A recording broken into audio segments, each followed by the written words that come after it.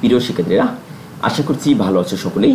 তোমাদের সকলকেই আমন্ত্রণ জানাচ্ছি ভিডিওটি দেখার। বিশেষ করে তোমাদের ভিতর থেকে যারা বর্তমানে নবম ও দশম শ্রেণীতে অধ্যয়নরত অবস্থায় আছো, তোমাদের জন্য এই ভিডিওটি যেহেতু তৈরি করা, তোমরাই ভিডিওটি দেখবে। এই প্রশ্নটি মূলত মাধ্যমিক গণিতের যে তৃতীয় যে চ্যাপ্টার রয়েছে, তৃতীয় চ্যাপ্টারের অন্তর্ভুক্ত অনুশীলনী 3.5-এর 35 নম্বর প্রশ্নের সমাধানে তৈরি করা। যদি তোমরা মনোযোগ সহকারে ভিডিওটি দেখো, তাহলে এই প্রশ্নেরই অনুরূপ যদি কোনো সৃজনশীল প্রশ্ন তোমাদের পাবলিক বা স্থানীয় পরীক্ষাতে আসে, সেটি কিভাবে সমাধান করতে সে সম্পর্কে একটি ধারণা তোমরা অবশ্যই পেয়ে যাবে। তবে মূল ভিডিওটিতে যাওয়ার আগে তোমাদের প্রত্যেকের কাছে অনুরোধ থাকবে, তোমরা যদি এই চ্যানেলের নতুন দর্শক হয়ে থাকো, অবশ্যই চ্যানেলটি সাবস্ক্রাইব করবে। এতে নিত্য নতুন যে ভিডিওগুলো আপলোড দেওয়া হবে সে সম্পর্কে একটি নোটিফিকেশন অবশ্যই তোমরা পেয়ে যাবে। ঠিক আছে, যদি তোমরা চ্যানেলটি সাবস্ক্রাইব করে থাকো। তাহলে চলো আমরা ভিডিওটি এবার আলোচনা দেখি। ভিডিওটির এখানে 35 নম্বর প্রশ্নের সমাধান করতে গেলে প্রথমে উদ্দীপকে খেয়াল রাখতে হবে যে যেহেতু এটি সৃজনশীল প্রশ্ন, বলা আছে যে বনভোজনে যাওয়ার জন্য একটি বাস 2400 টাকায় ভাড়া করা হলো। শর্ত হলো যে প্রতি যাত্রী সমান ভাড়া বহন করবে। 10 জন যাত্রী না আসায় মাথাপিছু ভাড়া 8 টাকা বৃদ্ধি পেল। তাহলে মাথাপিছু বর্ধিত ভাড়ার পরিমাণ না আসে যাত্রীর সঙ্গে শতকরা কত, এখানে বলেছে শতকরা কত তা নির্ণয় করো। বাসে যাওয়া যাত্রীর মাথাপিছু ভাড়া নির্ণয় করো। এই প্রশ্নটির তাহলে প্রথমে ক নম্বরের সমাধানে আসি। মাথাপিছু বর্ধিত ভাড়ার পরিমাণ না আসে যাত্রীর সঙ্গে শতকরা কত তা নির্ণয় করতে হবে। মাথাপিছু বর্ধিত ভাড়া কত? 8 টাকা। আর না আসা যাত্রীর সংখ্যা 10 জন যাত্রী না আসায়, তাহলে 10 জন যাত্রী আসেন, তাহলে 10 জন, 10 আর 8 নিয়ে কাজ হবে, তাহলে 8/10 হবে। না আসা যাত্রীর সংখ্যার শতকরা কত, তাহলে 10 নিচে যাবে এবং শতকরার জন্য 100 আসবে। তাহলে মাথাপিছু বর্ধিত ভাড়া 8 টাকা, যা না আসে যাত্রীর সংখ্যা 10 জন, তাহলে মাথাপিছু বর্ধিত ভাড়ার পরিমাণ না আসে যাত্রীর সংখ্যা শতকরা 8/10 গুণ 100। 8/10 গুণ কত? 100। এই 8/10 গুণ 100 80%, তাই না? এখানে 100% দেওয়া যায়, 100% হবে মূলত 80% তখন এসে দাঁড়াবে। অর্থাৎ এখানে এই যে 8 গুণ 10, ঠিক আছে, গুণ কত? এই 100% যখন দেওয়া হবে, 8/10, তাহলে 8/10, এই 8-এর নিচে 10 গুণ এই 100%-এর জন্য নিচে 100, ঠিক আছে, 100/100। এই পার্সেন্ট বলতেই কিন্তু কি বোঝায়? আমার 100% বোঝায়। তাহলে আমি এই দিয়ে যদি একে 10-10কে কত?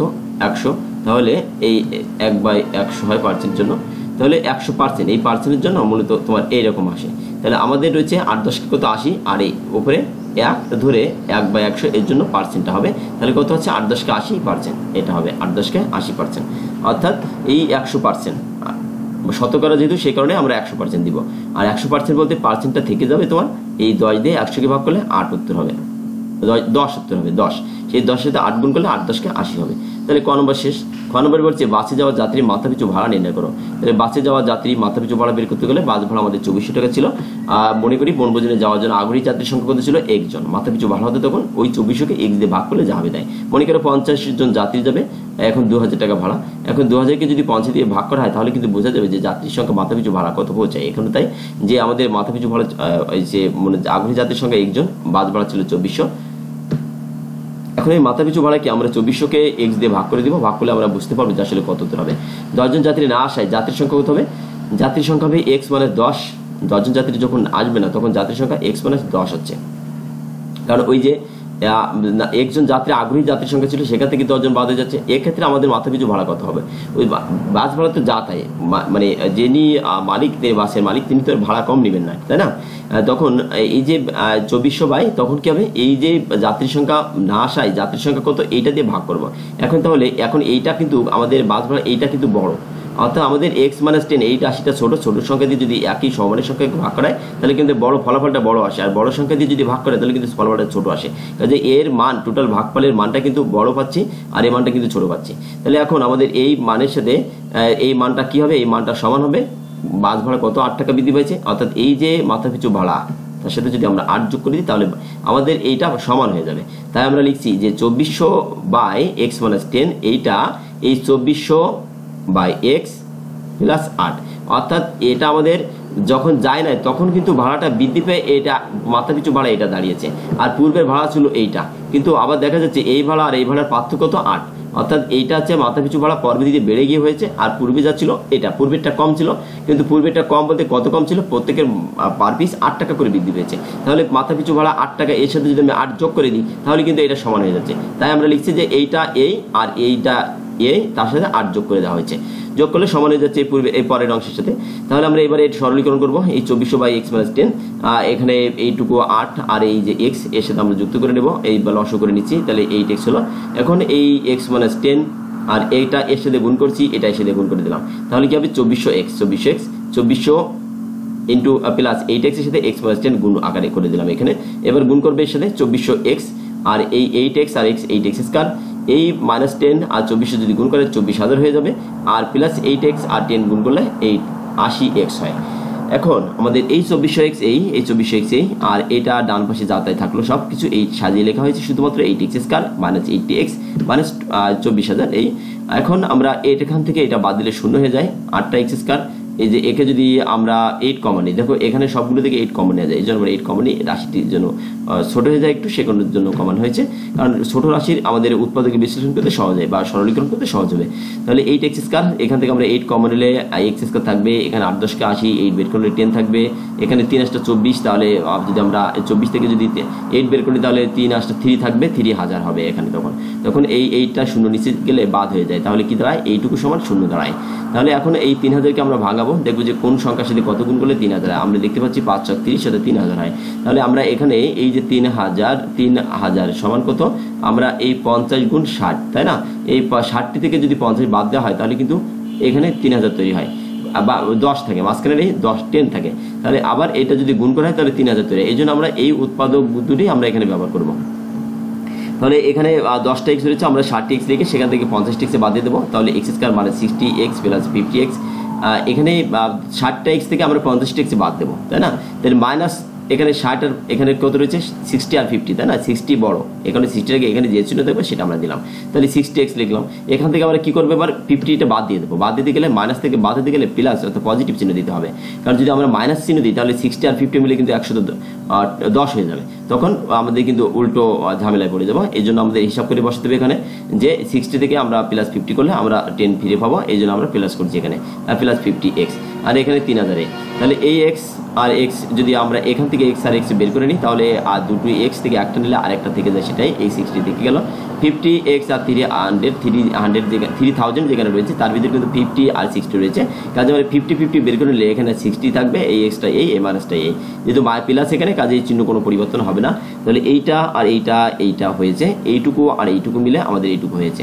এখন আমরা যেহেতু হয় এইটা সমান 0 লিখবো, অথবা এটা সমান 0, বা x = 60 বা x = -50, যেহেতু এখানে জাতির সংখ্যা কখনো ঋণাত্মক হতে পারে না, এই জন্য আমরা আমাদের এখানে -50 এটা গ্রহণযোগ্যতা পাবে না। বনভোজনে যাওয়ার জন্য আগ্রহী জাতির সংখ্যা ছিল কত, 60 জন। তাহলে আমাদের আর 10 জন যাত্রী না আসায় জাতির সংখ্যা কত হবে, আমাদের আগ্রহী জাতির সংখ্যা 60 জন পেয়েছি, 10 জন আসে নাই, তাহলে 10 জন কমে যাবে, তাহলে x - 10 অর্থাৎ 60 - 10, তাহলে 50 জন। তাহলে মাথা পিছু ভাড়া এই ক্ষেত্রে কত, 50 দিয়ে আমরা 2400কে ভাগ করে দেবো, তাহলে 48 টাকা মাথা পিছু ভাড়া হয়। ঠিক আছে, তাহলে হয়ে গেল আমাদের দুটি প্রশ্নই, যে আগ্রহী জাতির সংখ্যা কত, মাথা পিছু ভাড়া কত, চেয়েছে যেটা সেটা কিন্তু দুটো আকাঙ্ক্ষিত দুটি চলে যাচ্ছে।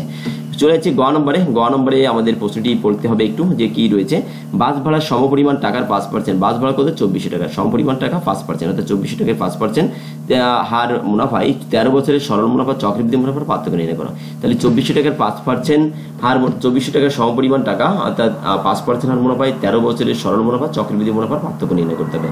তাহলে 13 বছরের বাস ভাড়ার সমপরিমাণ টাকা 24000 টাকা, 2400 টাকা এখানে 2400 আর 2400 টাকায়।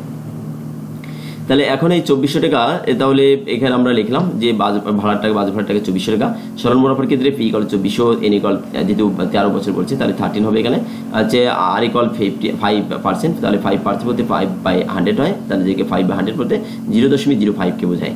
তাহলে মুনাফা PNR, সরল মুনাফার ক্ষেত্রে PNR, I = PRN বা PNR যেটা বলি না কেন হবে।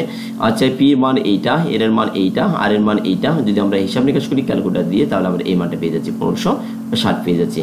আবার দেখো চক্রবৃদ্ধি মুনাফার ক্ষেত্রে আমরা চক্রবৃদ্ধি মুনাফা পাই P × 1 + R (n - P), চক্রবৃদ্ধি মুনাফার ক্ষেত্রে এইটুকু হচ্ছে C = সবৃদ্ধি মূল, অর্থাৎ চক্রবৃদ্ধি মুনাফার ক্ষেত্রে সবৃদ্ধি মূল, অর্থাৎ আসল জন্য এইটা। আর যদি শুধু মুনাফা বের করতে চাই, চক্রবৃদ্ধি মুনাফা আসল সমান এইটা থেকে আসলটা বাদ দিলে আমরা মুনাফাটা পেয়ে যাব। তাহলে এই 2400 থাকলো, 1 + R এই থাকলো, এই N এর মান 13 থাকলো, P এর মান 2400, তাহলে এইটুকু এই, আর এটা যদি আমরা হিসাব করি এই 1 + এইটার সাথে যোগ করলে 1 + 0.5 হবে, তার উপর পাওয়ার হচ্ছে 13, এটা এর যাতে থাকলো এখন এটাকে যদি পাওয়ার 13 দিয়ে আমরা যদি সায়েন্টিফিক ক্যালকুলেটর দিয়ে যদি একটু হিসাব করি, তাহলে এই মানটা আমরা এইটা পেয়ে যাচ্ছি। ঠিক আছে, তোমরা এইটা লিখবে, 2400 লিখবে, তারপর ফার্স্ট ব্র্যাকেট দিবে, তারপরে এইটা লিখবে সায়েন্টিফিক ক্যালকুলেটরে, তারপরে ব্র্যাকেট ক্লোজ করবে এবং যে টুপি চিহ্নের মতো যে চিহ্নটা রয়েছে এরকম দেখবে, সেটা দিয়ে তারপরে তোমরা 13কে তুলবে। ঠিক আছে, তুলে দেখবে যখন ইকুয়ালিটি পারবে তখন তোমরা এই উত্তরটা পেয়ে যাবে। বলে এখন এইটা আসলো, এখন এইটা যে এটা আমরা এটা থেকে এটা বাদ দিলে আমরা এই মানটা পেয়ে যাচ্ছি। তাহলে সরল মুনাফা পার্থক্য আমরা কিন্তু এটা মুনাফা পাচ্ছি, এটা চক্রবৃদ্ধি মুনাফা এটা, আর পূর্বে যে কি সরল মুনাফা পেয়েছি এটা। তাহলে মুনাফার পার্থক্য কত? আমাদের মুনাফার পার্থক্য 2 মুনাফা যদি আমরা পার্থক্য করতে চাই তাহলে বিয়োগ করতে হবে। তাহলে এই যে 2125.56 থেকে আমরা 1560 যদি বাদ দিই তাহলে আমাদের এই 565.56 টাকা আমরা পেয়ে যাচ্ছি। এটি আমাদের এই ভিডিওটি সর্বশেষ এবং এই অধ্যায়ের সর্বশেষ প্রশ্নের সমাধান। যদি আশা করছি ভিডিওটি দেখে সামান্যতম ধারণা দিতে পেরেছি বলে আশা রাখছি। যদি ভিডিওটি ভালো লেগে থাকে অবশ্যই চ্যানেলটি সাবস্ক্রাইব করবে। যেহেতু ভিডিওটি সর্বশেষ পর্যায়ে চলে যাচ্ছি, পরিশেষে সকলের সুস্বাস্থ্য কামনা করছি। তোমরা গণিতে বারবার প্র্যাকটিসের মাধ্যমে নিজেকে দক্ষ করে গড়ে তোলো, যাতে পরীক্ষার সময় ভালো রেজাল্ট করতে পারে। এই শুভকামনায় শেষ করছি। ধন্যবাদ সকলকে ভিডিওটি দেখার জন্য।